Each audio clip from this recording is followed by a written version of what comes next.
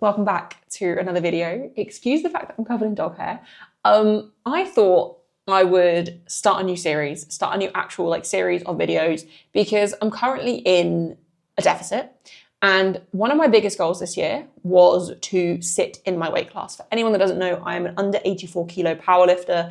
And usually in order to make weight, I have to do an acute cut. And my body weight after every competition was just slowly creeping up year on year, which obviously makes sense, more muscle mass year on year, that sort of thing. And my setting point was just getting higher and higher. So one thing I decided at the start of this year was that I actually wanted to diet down and sit in the class. Now, we are in July and I'm not there yet, but there are reasons for that. At the start of the year, I did start the year off really heavy, to kind of dieted down for a string of competitions that I had that were kind of back-to-back competitions. And because I had so much diet fatigue from having to do a really aggressive deficit at the start of the year, we kind of just sat at maintenance for a while, and now we are back into the deficit. Now, technically, I am now finishing up my third week back in the deficit, so I'm starting this series a little bit late, but that's fine. So essentially, in my maintenance phase, which was, let's say 3 weeks ago, my body weight, I think we spent about 6 weeks in maintenance, maybe just under. My body weight was kind of sitting between 86 and 87, but it did slowly start creeping up to about 87.5. And knowing myself, I knew that the chances were it was just going to keep just incrementally creeping up, which obviously I didn't want to happen because the plan was to obviously maintain and just slowly eventually cut back into the class. Now, the reason we decided to come out of my maintenance phase early is actually because I had or have 10 weeks where I'm barely going to competitions. I think I've got a couple of competitions I'm going to towards the end of that. And then at the end of the 10 weeks, I am off to coach at Western Euro. So I'll be away for, I think, 4 or 5 nights. And when I get back from Western Euros, I've got about a week and a half until my birthday, which I'm away for 2 nights for that. And then I'm only about 6 weeks out from British Nationals, which I'm hoping for this year, I don't have to do an acute cut. And I have had a string of disappointing competitions, and there are various reasons behind that. Sometimes just how things go. It's not common to have a super meet, but I've been in a bit of a rut with training and things anyway. I've had injuries, that sort of thing. And I feel like things are finally starting to get better, which is also why I thought it would be good to kind of document this as a series, because I have gone back to self-coaching. I think I'm about 8 weeks into self-coaching again, 7, 8 weeks into self-coaching again. And I can feel things are just going back to how they used to be when things were really good. I can feel that momentum coming back. I can feel my confidence coming back under the bar. And with all of that, my body weight is doing what we need it to. And I am making lifestyle changes to get my body weight where I want it to be, which is, even if it doesn't end up being in the class, within about 1 kilo of the class is kind of what we want. So I'm just going to kind of talk through the last couple of weeks or the last few weeks of being in this deficit. So my maintenance calories were 2,400, which is not very high. For an 84 kilo powerlifter, for anyone, that's not actually very high. But that actually ended up being, that wasn't a surplus. But with the diet break, it was very important for me to still have social meals and things like that. And don't get me wrong, there weren't many, maybe one every couple of weeks type thing. But with that additional caloric intake from those odd meals out, my body weight would just kind of shoot up. And then because I was on 2,400 calories, it just didn't really come down again very well. That combined with the UK heat wave, which meant I wasn't walking our dog as much and my steps were down, my overall expenditure was down. So all of those things combined essentially just meant that I wasn't burning as much throughout the day, which meant that my weight was just kind of steadily increasing. So around 3 weeks ago, I was actually sitting mid 87s. And I obviously wasn't happy with that, because that is by far the top end of the range I wanted to be in when it came to actually maintaining. The goal with maintenance really was to sit between 86 and 86.5, but that wasn't in my eyes, that wasn't ever a very realistic goal, because I know my body and I know kind of how things are with me and my body, and I really struggle with maintenance as well. So with this stint of time at home, I said to my nutrition coach, so I'm working with a nutrition coach because I need that accountability. I basically just said to her, I think we should just get ahead on the deficit now, and then we can look at kind of maintaining throughout my trips away and my birthday. And I don't want to be on a diet in a deficit when it comes to my birthday. I want to just be able to eat my usual diet and, have a couple of nights away, eat what I want while I'm away, get back to normal when I get back, which is obviously how things should be. But I will be totally honest, in the past, especially with my birthday being reasonably close to British Nationals, I have always felt a bit of guilt when it comes to kind of freely eating around my birthday, which obviously I shouldn't feel. And I know that I shouldn't feel that. And my logical brain says that's silly. But my actual brain is like, that's just how I kind of feel. So I don't want that this year. So this year, the plan is to get down by the time I go away towards the end of September to Luxembourg for Western Euros. So we dropped my calories to 2,000 for the first 2 weeks of this deficit. Now, the first week, that was fine. I was fine with it because it was still really hot in the UK, so my appetite wasn't very high. And my highest recorded weight was actually in the middle of that week. But I know that this was one, stress, because stress can make me pile on 1 to 2 kilos out of nowhere. But also really, that was a really, really hot week. Like the heat wave suddenly just came back. And I actually was 87.9 in the middle of that first week. So it was like the Thursday morning. My weight around then had actually been more like 87.1, 87.2. And actually by that weekend, it was 87.1 again. By that Sunday, it was 87.1. So we kept my calories the same for the following week, but the temperature started to drop. I had a new desk arrive, so I actually have a standing desk again, and my walking pad was being used for about 40 minutes a day. So my average steps on that week 2 was actually just below 13,000 steps, which was really achievable for me that week. And it didn't feel like I was forcing it to try and get loads of expenditure in. It was quite a sustainable amount of expenditure, I would say. So that obviously walking pad combined with more dog walks, now the temperature had dropped, my body weight fell off, and I ended last week at 85.8 kilos. Now, I will say during that second week, because my expenditure was so high, and also towards the end of the week, I started to feel quite ill. There were a couple of days throughout the week where I actually had slightly higher calories. So my average calories for the week ended up being just over 2,200, which is still fine because I know that was obviously still a deficit. And the fact that I dropped a kilo, that was obviously a big deficit still. So my check-in with my nutrition coach this week was actually on Tuesday.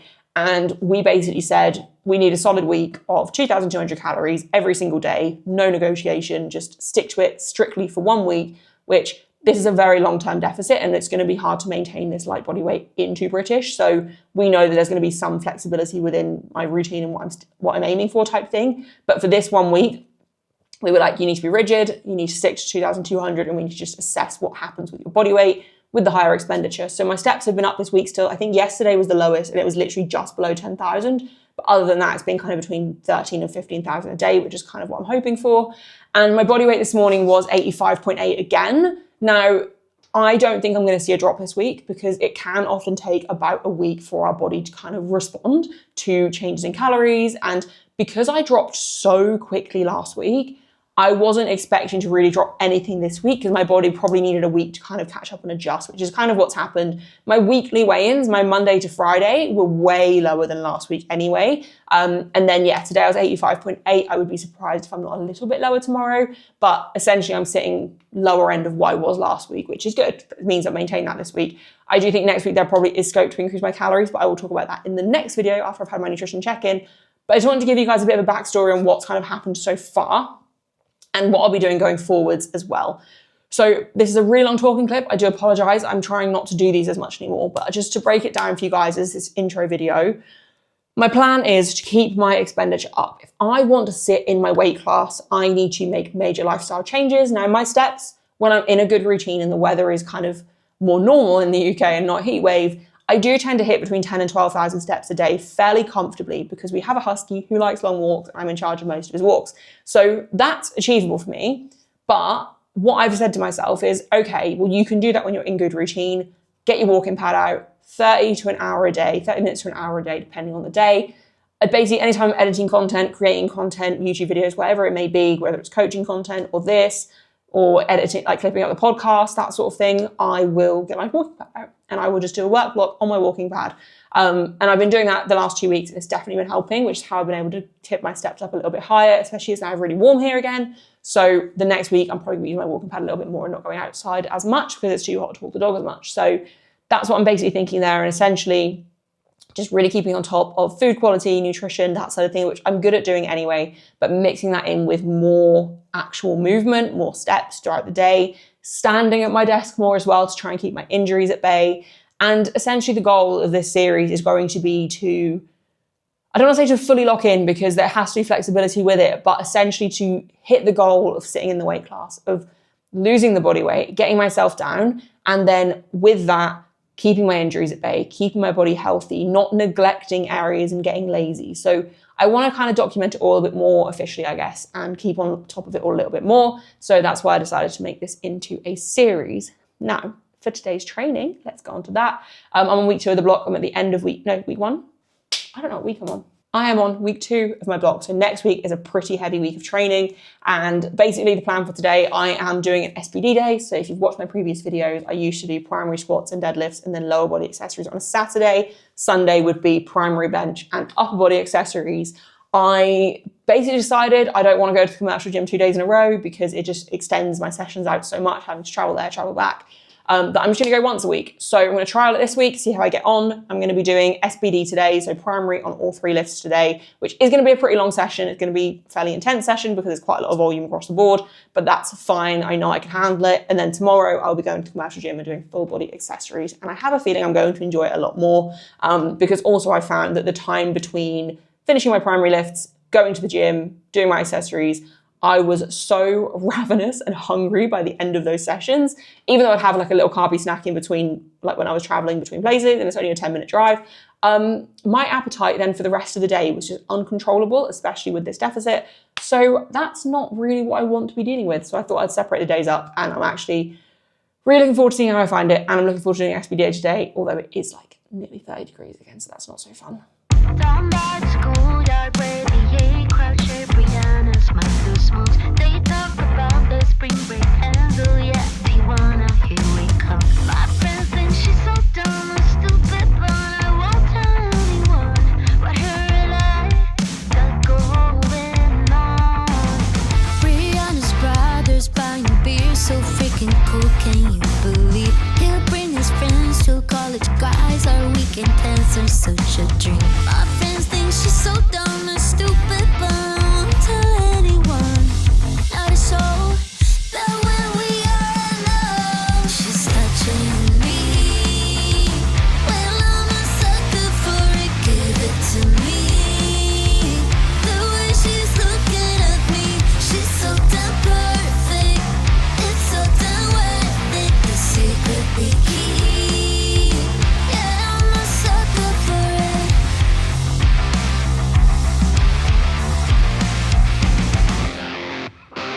So, this is what happened. Brianna's such a goddess, could get anyone she likes. But when she's looking at me like that, I know she's only mine. My friends think she's so dumb and stupid, but I won't tell anyone. Her hands are in my hair, whispering in my ear. I won't tell anyone. Not a soul. But when we are alone, she's touching me. Well, I'm a sucker for it, give it to me. The way she's looking at me, she's so damn perfect. It's so damn worth it, the secret we keep. Yeah, I'm a sucker for it.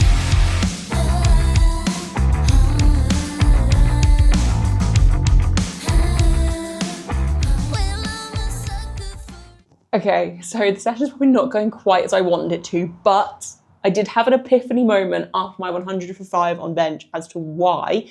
But just to quickly recap, squats, my top set was fine. There was, like, I'm not mad at how anything moved because I know that there is still plenty of room on everything to still hit the goals for next week. And I know that this week generally doesn't always feel amazing, and then the following week usually feels pretty good, so I'm not worried about it. But the 165 for 4 squats, I just felt a little bit out of control. Like my warm-ups felt good and I felt pretty strong, but I almost felt like I was just like sinking them a little bit too much at the bottom. I didn't quite have the level of control that I usually would. So I'm not mad about it, and I'm pretty sure last week's top set felt pretty similar anyway. My 3x6 though, it wasn't hard, it was just work. And this is the theme of every single week, but today it just felt a lot more mentally challenging. Like physically, they were fine. But for my last set, for like a bit of context, I went to unrack my final set of 6 at 152.5, and I literally walked it out, shook my head and put it back in the rack. And I was like, you can't do this. And I was like, you literally have no choice. Like, you have to do this. So I gave myself a couple of minutes. I won't lie, I did feel a little bit sick because I think I drank a little bit too much too quickly as well, because I was really hyper aware of the fact that I wanted to make sure I was really hydrated throughout the entire session, especially with it being such a long session because there's so much volume across all 3 lifts. So basically just think my drink needed a little bit more time to settle, and I was like mentally just trying to like psych myself up. So I gave myself a little bit of talking to, went for it again, and it was fine. It was actually easier than the first 2 sets. So it was fine. And I knew it was a mental battle, not anything physical. Bench, warm-ups felt good. Again, I didn't want to do it. Like literally, even just my first warm-up at 70, I was like, I do not want to set up and get in a tight position and unrack this. But I did, and it was fine. And actually, I only did 70, 90, 100, and then I jumped straight to 110 because the 100 felt so good. And 110 was my planned double. It was stupid of me to jump straight to 110 because I know that generally jumping from 100 to 110, when 110 is my top set, the jump just feels too much. So I should have done 105 and then 110. I think it would have moved better. My butt did lift on the second rep. I don't think it did on the first. It felt awful. The second rep, I fully just dropped it on my chest. My positioning fell off, and then I went down to 100 for my set of 5, and then I had a 3x5 after, which I'll talk about in a sec. My 100 set of 5, I think I set up my feet a little bit. To be fair, on video they didn't look any further forward, but they felt a bit further forward because I think I've been just actively tucking my feet back and back and back more and more, which does help me feel really good in my position. And I think I'm definitely stronger with that. But I think that's partly why my butt was lifting again, because the reason I put my feet further forward in the first place a few months ago is because of my butt lift issues I was having. So anyway, I basically just didn't feel like I was very tight on that 100 set of 5. And if you watch the video closely, like you have to really be nitpicking to look at this. But every single rep, as I bring the bar to my chest, it's like my body just jolts a little bit down and like my chest is caving away from the bar rather than coming up to meet the bar. And that is literally the opposite of what I want to happen. And so yeah, my positioning fell off. And then the final rep was just really hard. It was really slow, but it was fine. Like there was no point in it. I was like, oh my God, I'm not gonna be able to do this. But it was just slow. And I was like, 100 for 5 should never be this slow for me. And then I got up and I was like, yeah, Sian, you've literally been ill for like the last week. Like last Saturday, I started to feel rough, and literally every day this week has just gotten worse and worse and worse. Today is the first day that I feel mostly back to normal, except I didn't sleep very much last night because Zuko was up a couple of times in the night because he's got an upset tummy. So like, yes, I'm feeling mostly better, but also I'm still recovering from whatever's been going on during the week. So not a surprise things don't feel amazing, but it just means that as long as I stay on top of everything over the next week, it'll be fine. Plus the heat, I'm like, if you can't tell, I'm really struggling. So there's also that factor as well. So I'm actually not mad. My 3x5 at 90 felt super comfortable. My pec's a little bit aggravated again, but it's definitely getting there. It's just a little bit aggravated today, but it's fine. It doesn't really feel any worse now, so I'm not too mad about it. Just got deadlift stuff to go, and I'm hoping for a bit of redemption. So I'm just gonna have a quick drink. I'm just definitely taking my time a little bit with the heat, but it's not taking me as long as I thought it would, especially considering how mentally challenging I found like squats to get through. So all is fine, but yeah, now I'm gonna set up for deadlifts and see how they go.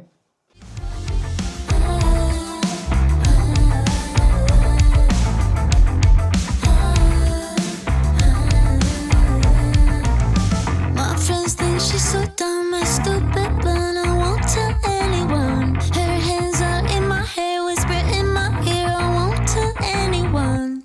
Not a show that when we are alone, she's touching me.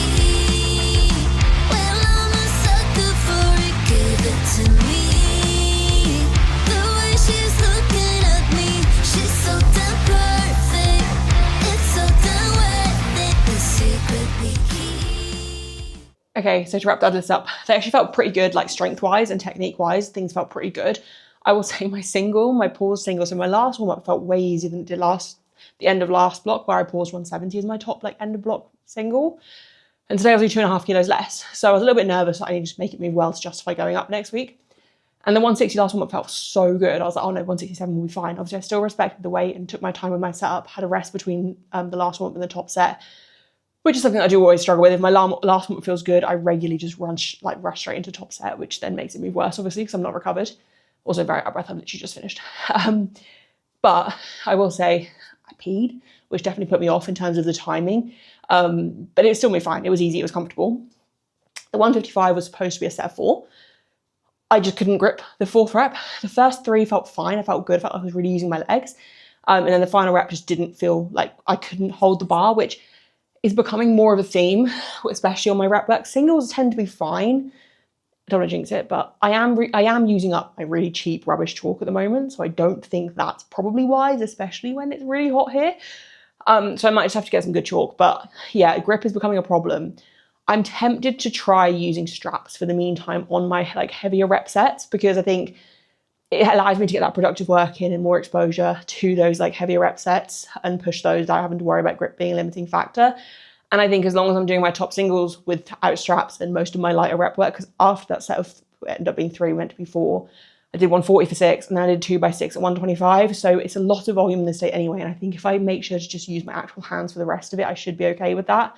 So it's something I'm considering. I've never enjoyed deadlifting with straps, to be fair though, so I might actually hate that anyway. So we'll see. But I'm gonna wrap the video up here. I just wanted to basically wrap up. So the reason I want to make this into an actual like series now, like the deficit, tracking it all properly, logging it all, and just talking about it a little bit more, is to hold myself accountable more. And obviously the goal is to continue getting stronger, get back to peak strength and above it, which I think bench and deadlift, to be fair, I'm on track to getting strongest I've ever been. It's just squat is like taking its time to come back, but it's getting there. And I just wanted to have something more like to keep me accountable, right? To make it, rather than just vlogging my training in life, actually having a specific series in place to monitor it. So what I think I'm going to do is at the end of each week, so on my Friday videos, I'm going to put a log up of my average steps for the week, or like my steps from Monday to Sunday. And I'm also going to put up kind of like what my food's been like for the week maybe as well. Like, I don't know yet, but I want to just do it in a way, or like my body weight trend for the week, I think would be a good thing for me to kind of actively include in these videos, because then I know at the end of the week I have to include it. So maybe I'll do steps and body weight trend. I do want to make sure that I do it in a way that's like actually sustainable as well though, because like I am still going to go out for social meals over this next, like I guess 8 weeks left of it probably. I am going to make sure that I live, but I'm also going to make sure that I really stick to things. Like today I'm on like 4,000 steps and I'm going out at like, I think going about 6-ish today, maybe 7. So I'm going to literally go have some food, and then I'm going to go for a walk and just get some more steps in, because I need to hold myself accountable there. And it's too hot to walk the dog. To be fair, I might even just walk him when we get back tonight, because it'll be quite late by the time we get back. But essentially I need to hold myself accountable and just have no excuses for not hitting the set targets that I'm giving myself. So like average steps for the week, I want my average to be 12,000 plus. Like that is like minimum, ideally higher than that, more like 13, 14,000. But I think 12,000 is like a minimum average for the week, not every single day, but like average for the week. I think it would be a really good place to start. So yeah, gonna do this, hold myself more accountable, and just, yeah, log it all along the way. Thank you very much for making it to the end. I really appreciate it. Please be sure to leave a like, comment, and subscribe, and I'll see you on Monday for the next video.